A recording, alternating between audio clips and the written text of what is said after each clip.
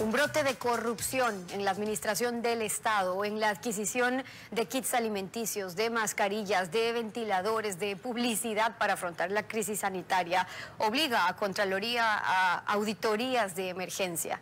Nos acompaña hoy Pablo Celi, Contralor General del Estado. Bienvenido a Contacto Directo. Stephanie, muy buenos días. Buenos días también. Tuvieron que intervenir con auditorías a la Secretaría Nacional de Riesgos, a hospitales del IES, al Ministerio de Salud en Puerto Viejo, en Manta, en Machala, en Guayaquil, en Ambato, en Ibarra, en Quito, algunos gobiernos autónomos descentralizados. Realmente, Contralor, al país le alarma ver esta indolencia en medio de una emergencia, mientras la Asamblea quiere aprobar un proyecto con nuevos impuestos a trabajadores y a empresas. ¿Están concluidas esas auditorías?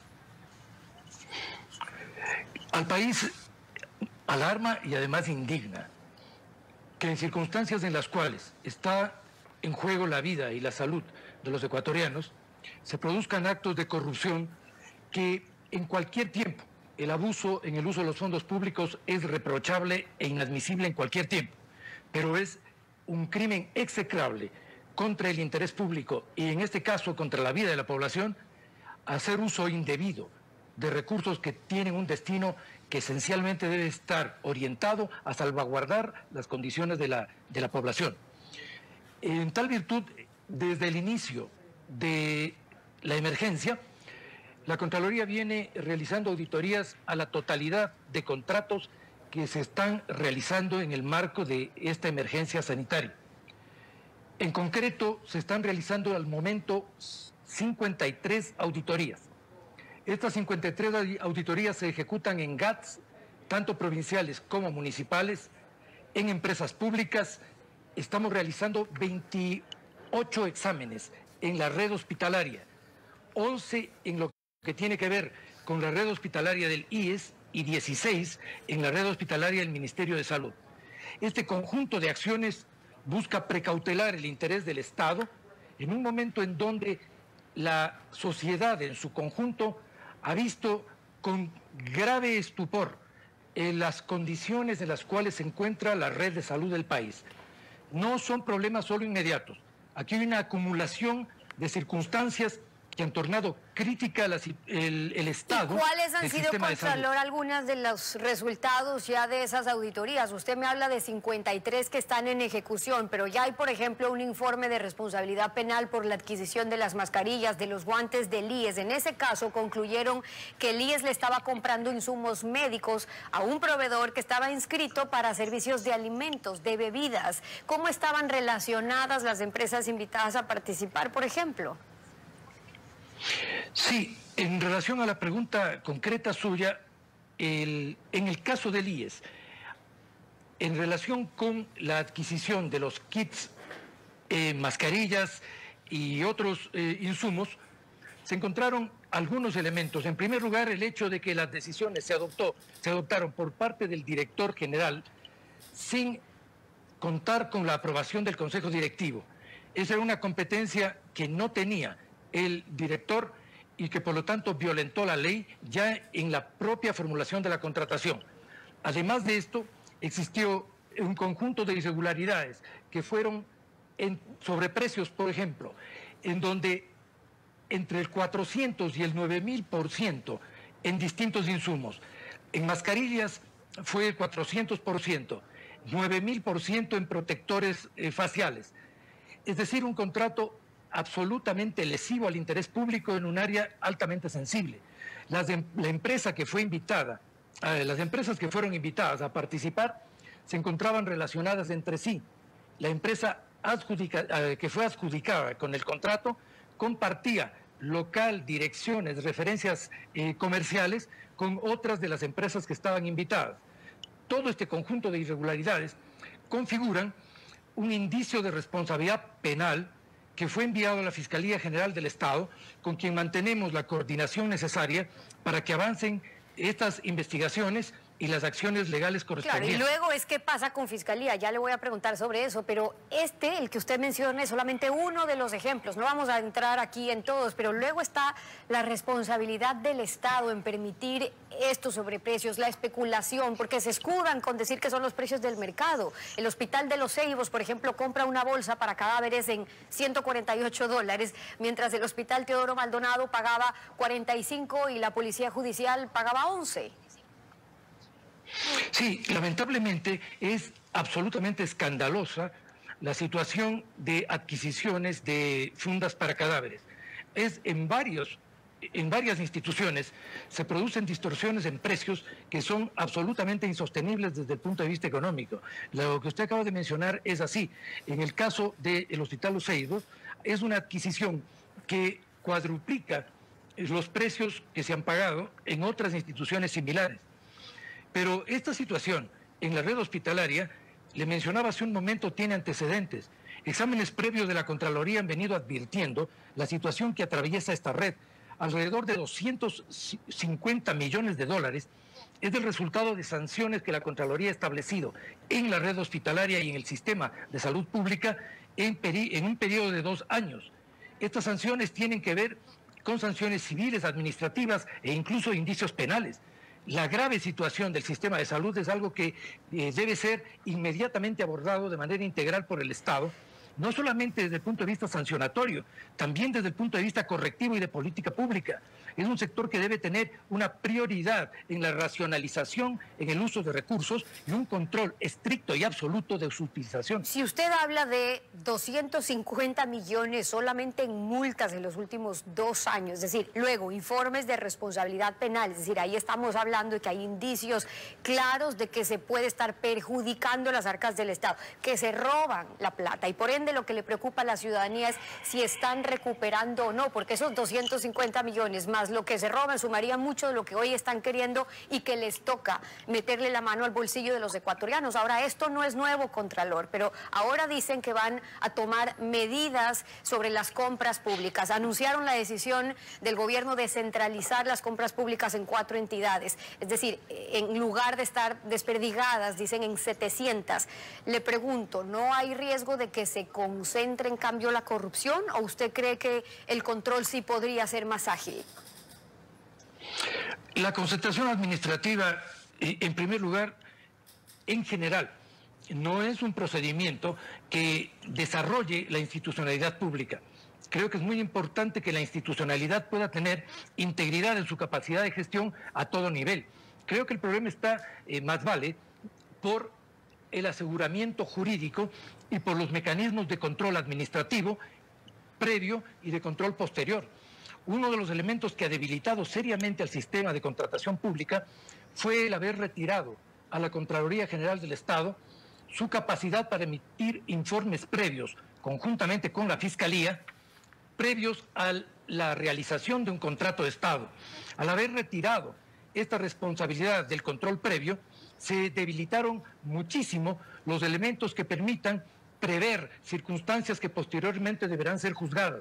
Es indispensable que se devuelva a la Contraloría y a la Procuraduría General del Estado la capacidad que históricamente tuvieron para emitir informes previos en contratación pública. Pero ¿qué intentos hay sobre este tema para no pasarlo, Contralor, de que en realidad se lo quiera cambiar? Es decir, en Montecristi eliminaron ese informe previo de Contraloría a las compras públicas y en la década correísta se hizo cosa de todos los días, valiéndose de eso, declarar emergencias para poder contratar a dedo. Entonces, si hoy vemos que está desbordada también o están desbordados casos de corrupción que se siguen detectando, el actual gobierno ha tenido la iniciativa de reformar la ley de contratación pública, detener este tipo de abusos con las facultades que tenía antes la Contraloría, por ejemplo. Sí, bueno, en primer lugar, respecto de lo anterior, es indispensable una reforma legal integral que permita que el sistema de contratación pública tenga todos los recaudos, los elementos de seguimiento, de control y de juzgamiento. Esto supone que el control previo y el control posterior deben estar claramente determinados en la ley e institucionalizados adecuadamente. Por esto insisto en el informe tanto de Procuraduría como de Contraloría General del Estado. Pero además es necesario también que las competencias institucionales estén claras y que sean, por lo tanto, ejecutables. Lamentablemente, en la Asamblea Nacional, en la discusión respecto de las reglas fiscales, en el proyecto de ley de ordenamiento de finanzas públicas, se discutió, y yo participé, respecto de algunas normas que se introdujeron en el proyecto que tienen un fuerte vicio de inconstitucionalidad por generar responsabilidades contradictorias y contrarias a las competencias de instituciones existentes. En concreto, hay 3 aspectos que yo observé en mi comparecencia. El primero, la creación de un conjunto de responsabilidades en el Ministerio de Finanzas que lo convierten en ente de control y en ente sancionatorio.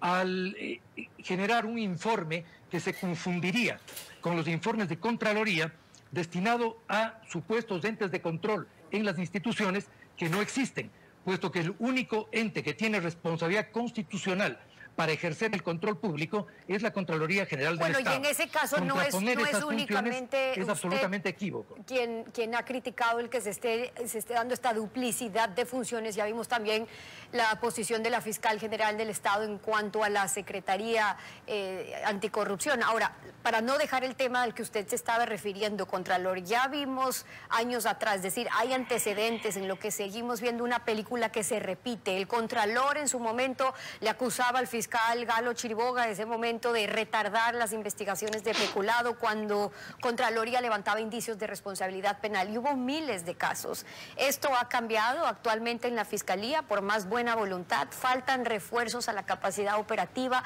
porque lo que se nota es que mucho de lo que se enteran es por denuncias ciudadanas, es por prensa, es por investigaciones del exterior. Yo creo que tenemos que ser muy precisos en ese punto. En primer lugar, creo que la contraposición entre instituciones jamás será un camino para avanzar ni en el control y mucho menos en el desarrollo del sistema del Estado en el Ecuador. Jamás puede producirse una contraposición entre instituciones públicas y mucho menos entre la Fiscalía y la Contraloría General del Estado.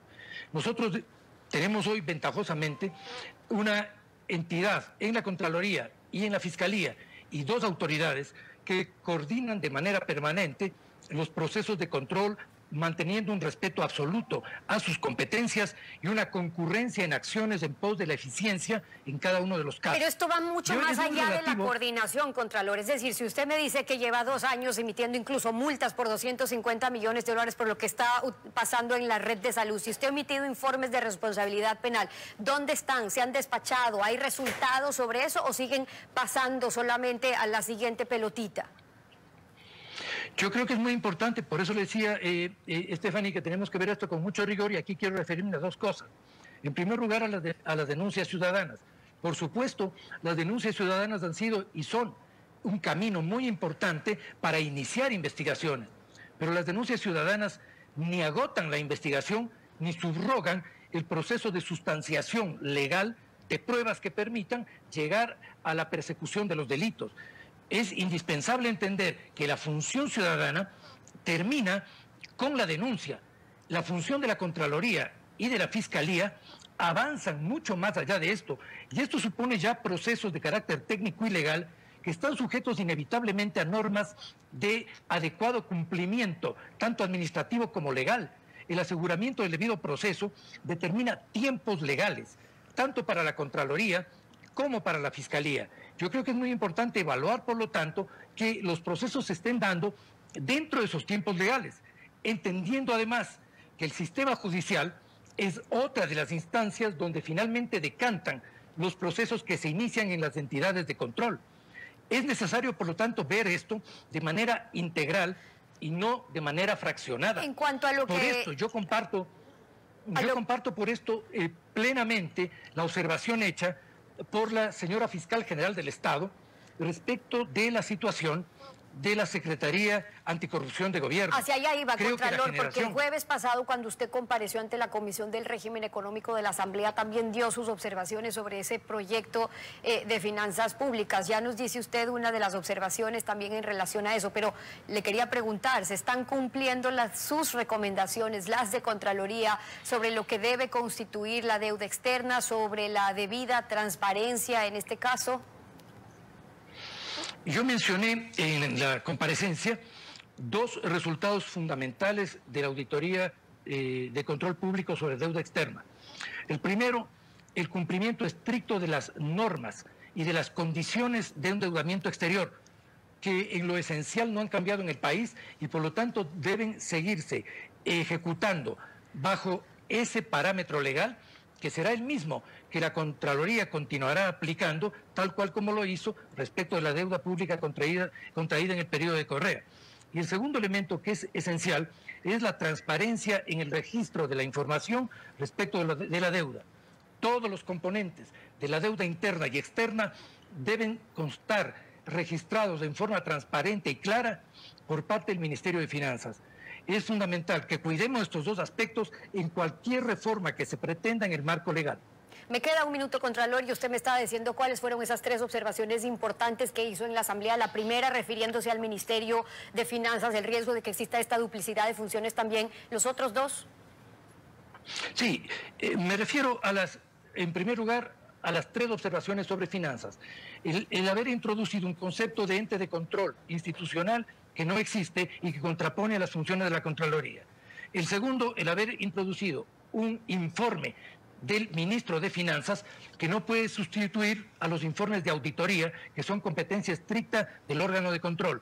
El ministerio no puede ser juez y parte en la evaluación de sus procesos.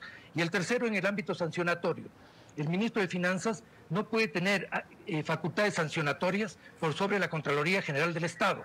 Esto generaría un doble juzgamiento y además atenta contra el proceso de control, donde las sanciones se derivan de exámenes de auditoría, sanciones que pueden ser en el ámbito civil, administrativo o penal. Esto es lo que tiene que ver con el Ministerio de Finanzas. Pero yo quería, y con esto concluiría, Stephanie, quería reiterar mi acuerdo con la observación de la señora fiscal respecto de la superposición de funciones que puede generarse desde la Secretaría de Anticorrupción del Gobierno Nacional. Creo que es muy importante en un momento en donde debemos pensar la racionalidad administrativa, jurídica y económica en la existencia de las instituciones, evitar la existencia de instituciones que, careciendo de funciones legales y de medios técnicos, se sobreponen a funciones establecidas constitucionalmente para la Fiscalía y para la Contraloría General del Estado. Creo que es muy importante que el Ejecutivo evalúe la pertinencia de mantener una entidad en esas circunstancias. Y es la misma posición que comparte la Fiscalía en este caso. Las observaciones del Contralor también en la Asamblea a propósito de los proyectos que se discuten en el Legislativo. Pablo Cel, el Contralor General del Estado, gracias por acompañarnos en Contacto Directo. Muchas gracias, Estefan.